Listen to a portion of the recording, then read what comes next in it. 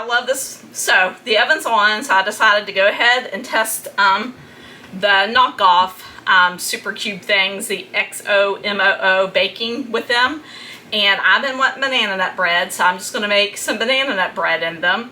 And you do not have to spray them. You don't spray baking spray or anything in the silicone molds. You just cook in them the way they are. So I've got a really easy banana nut bread recipe. It's just a dump and go. You put everything in one bowl in this order. I've got it, the recipe here. It was from an old church cookbook, and it's just an easy recipe. So you go in with 1 cup of sugar, a half a cup of butter, 2 eggs beaten, and then 3 very ripe mashed bananas, 1 3/4 cups of flour. That's going in there. And then a teaspoon of baking soda and a half a teaspoon of baking powder and a pinch of salt. And you know what, y'all? I think I forgot to put my salt in here. So I'm just going to go ahead and put a pinch of salt in and call it a day. And then it doesn't say this, y'all, but I'm going to add a little bit of banana extract to this just to punch up the flavor a little bit. Just a little bit. You know what? I'll even measure it for y'all. I am going to put in a half of a teaspoon. There. That's just going to punch the flavor up a little bit. And then a cup of chopped pecans. Then you just mix all this together, y'all, and you put it in your Super Cube molds. And it says you don't fill the Super Cube molds all the way up, y'all. I'm just going to fill it a little bit below the 1 cup line and see how it goes. And then I'm going to take them out and I'm going to let them cool just like I let the meatloaf cool, and the meatloaf is still cooling. And then I'm going to pop it all in the freezer together and see how they come out. But this batter, this is really easy. Y'all, I wish you could smell this. Oh my gosh, it smells so good. If it smells this good before it's baked, I can't imagine what it's going to smell like baked. So I'm going to say, I'm using an ice cream scooper, and I'm going to do 2 scoops per thing. So I'm just going to go in and put 2 scoops in each thing. And judge it after I do that. But I'm thinking 2 scoops is going to be good. And we'll see how many we get out of this. That banana extract, y'all, I'm telling you, it's a game changer in banana nut bread. Just a tiny bit. You know, it's all you need. So now we're going to put it in a 350-degree oven and let it go until, you know, you put a toothpick in and it comes out clean. Probably about 25 minutes.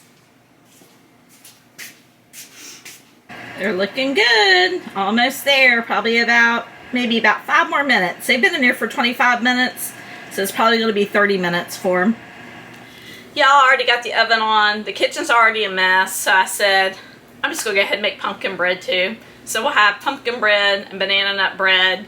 And then the meatloaf. And I'm going to put all the recipes over in the description. I tweak mine a little bit, or just use your favorite recipe. But I'll tell you already, after baking the banana nut bread and putting it in the oven, one issue I have with the Dupes that I had early on, y'all, is there's no handles. And it's hard. It's easy when you go to put them in, but when you're wanting to take them out with no handles, it makes it, you know, a little bit more challenging.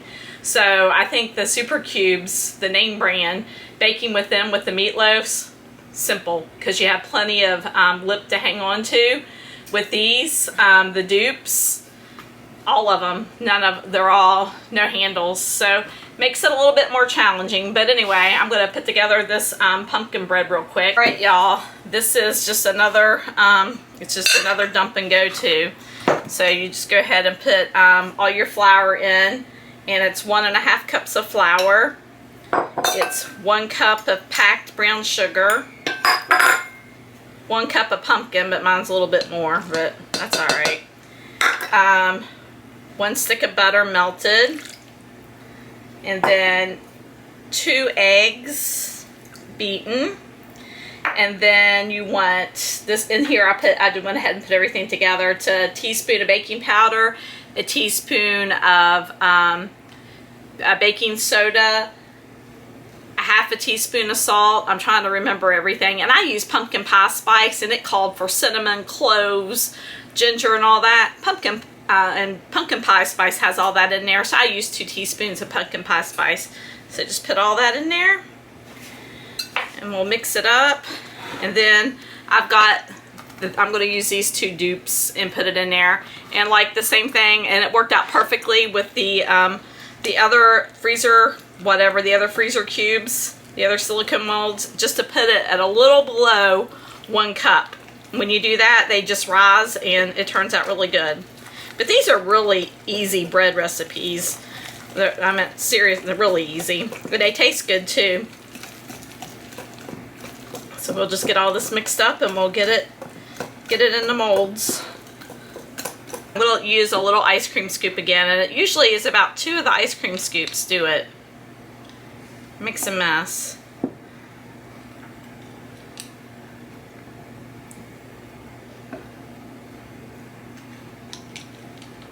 Looks like this recipe made a little bit more, y'all. Maybe, we'll see. But I do think these pink silicone molds, they don't hold a full cup, so that might be why it looks like I'm getting more.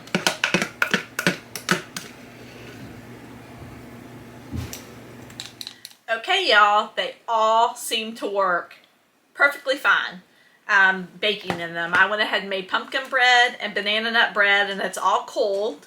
And I made meatloaves, and they're still in the freezer, so we'll get those out later and package them up. But I'm going to go ahead and do the bread. I thought I would take the bread and go ahead and just put it into the freezer in the silicone molds, but I decided that I'm going to take them out and put them in parchment paper bags, wrap them up, and put them in the freezer that way, so they won't get you know, any of the freezer taste or anything like that. So I'm going to show you what they look like and how easy they pop out of the mold. I really wish y'all could smell how good this smells. Oh my goodness. Look at this. Look how easy these pop out, y'all. Look at that.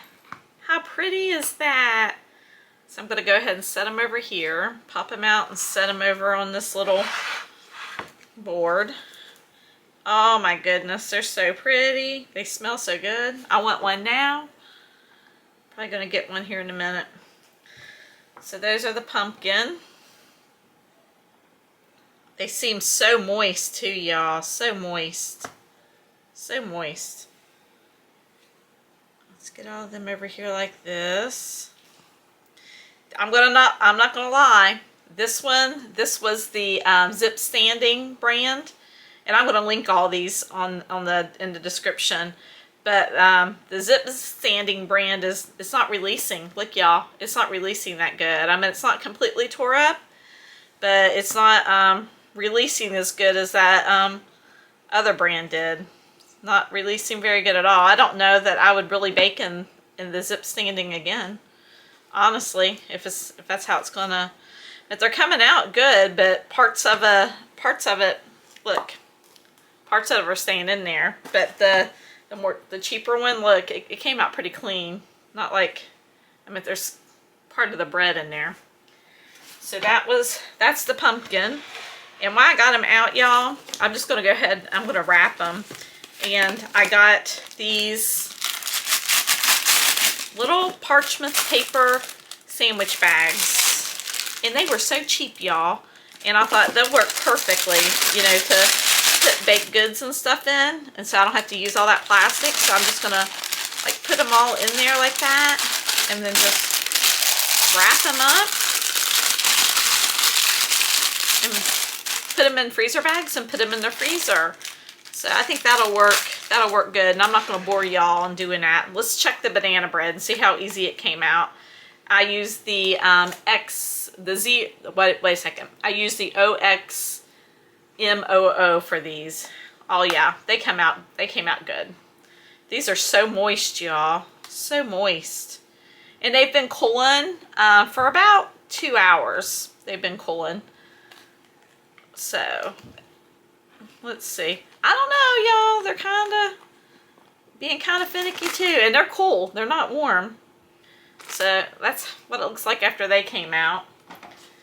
Honestly, the ones that I said were the cheapest and I didn't like before in the review actually baked the best, honestly.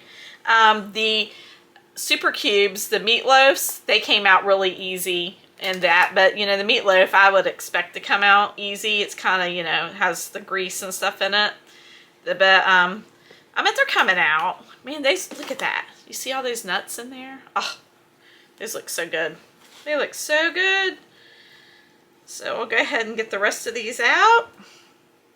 That one, I gotta eat that one because look, y'all, it didn't come out good.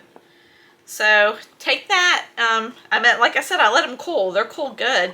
Maybe if I would have froze them in the trays and popped them out, I don't know. I don't know. We'll see. But I got these little bags too. I thought these, I got cake on my fingers, y'all. But these come with little self-sealers. These don't. These you gotta wrap up like that and use it. But these come with the little seal. And these come in all different types, all different patterns. But I'll link them there. But these seem kind of cool. I think already I like these better than these because like these won't fill up. I'm just gonna go and take my time here and wrap all these up, and I'm probably just gonna use these little bags. The reason I got two was because I thought, for some reason, I thought these were bigger than these, and I thought I would need a bigger size. But oh well, you know, I'll use these for something. But it's gonna be nice to have this little sticker tab there that I can just fold over and it be sealed.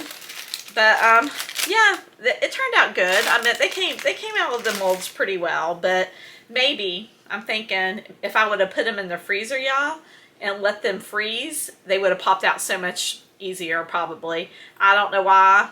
I had this harebrained idea. I'll pop them out now and put them in the bags and put them in the freezer. Hindsight's 2020. So if you do it, maybe it would be better just to pop the whole mold in the freezer and let them freeze and then pop them out. It probably would have been cleaner and easier. But I wing things, y'all. Trial and error. It's how I learn. So next time I bake in them, I'm going to stick them, let them cool, and then stick them in the freezer and pop them out. That's what I'm going to try. We'll see how it works that way. So when the meatloafs are frozen, I'll pop them out and I'll show you how they did. They did great. They turned out really good. So, but they're in the freezer right now freezing, and when I'm getting ready to bag them up, I'll show you what they look like. Okay, y'all, the meatloaf's done. We already ate two. We had two for dinner tonight. So I baked all this and did all this morning while I still had energy because, like I said, I'm coming down with a cold, and I knew if I didn't get it done, I wouldn't do it. So here's the meatloaf. They turned out great. They're frozen. They turned really good. They turned out really good. So I'm going to take these all out and vacuum seal them. I got all my pumpkin bread wrapped, all my banana nut bread wrapped, and I wrapped them in those paper sandwich bags. They're kind of wax paper, parchment paper. I don't know. They're not that expensive though, y'all. And like I said, I'll put them in my description over here. But those are all done. So if I want pumpkin bread or banana nut bread with my coffee in the morning, all I got to do is go get one, wrap it in a wet paper towel, put it in the microwave for like a minute, and that's it. And y'all, it really didn't take that long to do all this, but it's just the thought of doing it, right? And getting in the kitchen and getting it done. And I love to cook. I just don't like to cook when I'm sick. And why did I do this? Well, we had to eat dinner, y'all. So I was making meatloaf for dinner. I could have went in and got some of the freezer meals out and done that today. And you know what? We will be doing it tomorrow because I have a feeling as the day goes on, I'm just going to start feeling, you know, more icky. So, but we have snacks and we have some meatloaf, and I have the rest of my freezer meals. And there's a squirrel on the back porch, and Doc's about to go ballistic. So I better go. I'll talk to you.